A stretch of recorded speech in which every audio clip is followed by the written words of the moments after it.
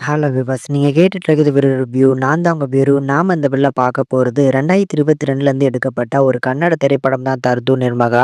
இந்த படத்த வந்து எமர்ஜென்சி எக்ஸிட் அப்படின்னு இப்ப தமிழ் டப்பிங்கோட யூடியூப்ல ரிலீஸ் பண்ணியிருக்காங்க.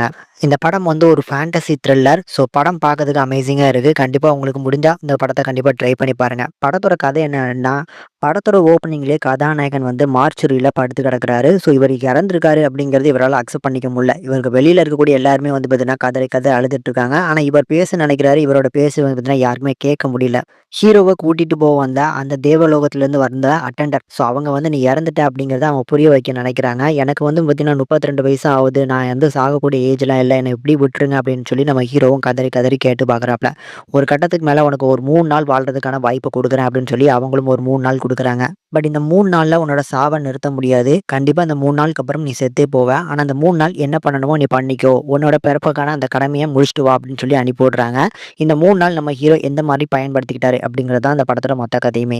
எனக்கு இந்த படம் ரொம்ப புடிச்சிருந்தது. ஆக்சுவலி வந்து ஒரு ரொம்ப யூனிக்கான ஒரு சப்ஜெக்ட். இந்த மாரியான கன்டென்ட்ல வந்து ஒரு சில படங்கள் நான் பார்த்திருந்தேன். ஆனா இந்த படத்த சூப்பராவே நரேஷன் பண்ணி கொண்டு வந்திருக்காங்க. ஆக்சுவலி வந்து சாவு அப்படிங்கிறது யாராலும் உண்மைக்குமே தடுக்க முடியாது. ஆனா அந்த சாகுற வரைக்கும் நம்ம வாழக்கூடிய வாழ்க்கை எப்படி வாழணும் அப்படிங்கிறத ஒரு அழகான ஒரு மெசேஜ் போல அந்த படத்துல காமிச்சிருக்காங்க. பட் இந்த படத்துல டெக்னிக்கல் சப்போர்ட் மட்டும் கொஞ்சம் வீக்கா இருக்கு. ஆக்சுவலி வந்து பார்த்தீங்கன்னா, இந்த விஎஃப்எக்ஸ்லாம் ஒரு சில இடங்கள்ல காமிச்சிருக்காங்க. அதெல்லாம் வந்து செட்டு போட்டிருக்காங்க. இல்ல சிஜி அப்படிங்கிறது அப்பட்டமா தெரியுது. மித்தபடி வந்து கதை சொல்ல வர மெசேஜ், கதையில இருக்கக்கூடிய வேல்யூபிளான அந்த பாயிண்ட்ஸ் இருக்கு பார்த்தீங்களா, அது நல்லாவே நல்லா ஒர்க் அவுட்டா இருக்கு. அதனால படம் முடியும்போது வந்து பார்த்தீங்கன்னா, இந்த படம் பார்க்கும்போது ஒரு நல்ல படம் பார்த்த ஒரு ஃபீல் கண்டிப்பா எல்லாருக்குமே கிடைக்கும். மேலும் பெர்ஃபார்மன்ஸ் வைஸ் பார்க்கும்போது படத்துல நடிச்சிருக்க கதாநாயகனா இருக்கட்டும், அந்த கதாநாயகியா இருக்கட்டும், இப்படி நெறைய கேரக்டர்ஸ் வராங்க. ஸோ அந்த எல்லா கேரக்டர்ஸுமே ப்ராப்பரான ரைட்டிங். கொஞ்ச நேரம் வந்தாலும் அந்த ரைட்டிங் வந்து பார்த்தீங்கன்னா, நல்லா டெப்த்தா எழுதப்பட்டிருக்கு.